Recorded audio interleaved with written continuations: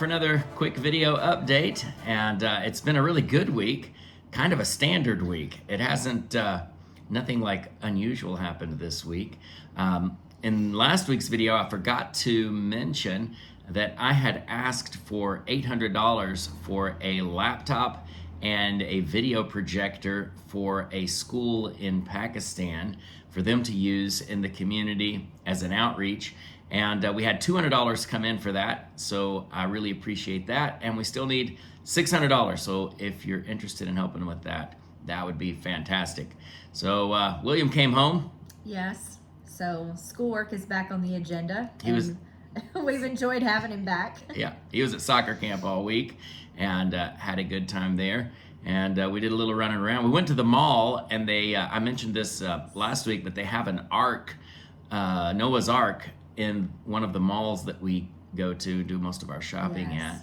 And it's huge. It is huge, and they have a lot of stuffed animals in it that we could see from the outside, the elephant and giraffe, but then they did have some live animals in cages. But it was interesting to walk around. They had a big sign with a story on it, so we translated it, and I was very surprised. We were very surprised at how much of the story they did have correct, but it wasn't all. It wasn't all correct, and of course they missed the whole point of the ark being a type of Christ, that their salvation is in the ark. Noah's family, they were saved because of the ark, and they totally missed the point of salvation, and it is called the legend of Noah's Ark.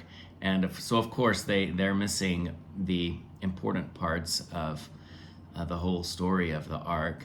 But a lot of it that was in there was actually true. And so it's a good place to start witnessing to someone, because you can always go back to that and say, hey, remember when that ark was there? Because thousands and thousands of people have seen that. So they say there is no scientific evidence to prove that it is true.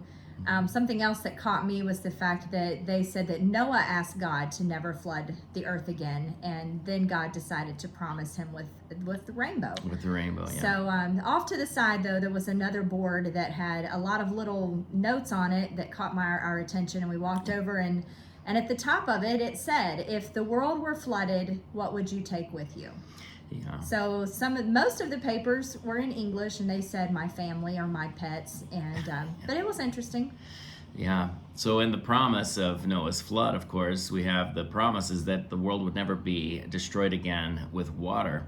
But we know the world will be destroyed again, but the next time it will be destroyed with fire. And for us believers, we know that we're not taking anything with us except for those people that we win to Christ.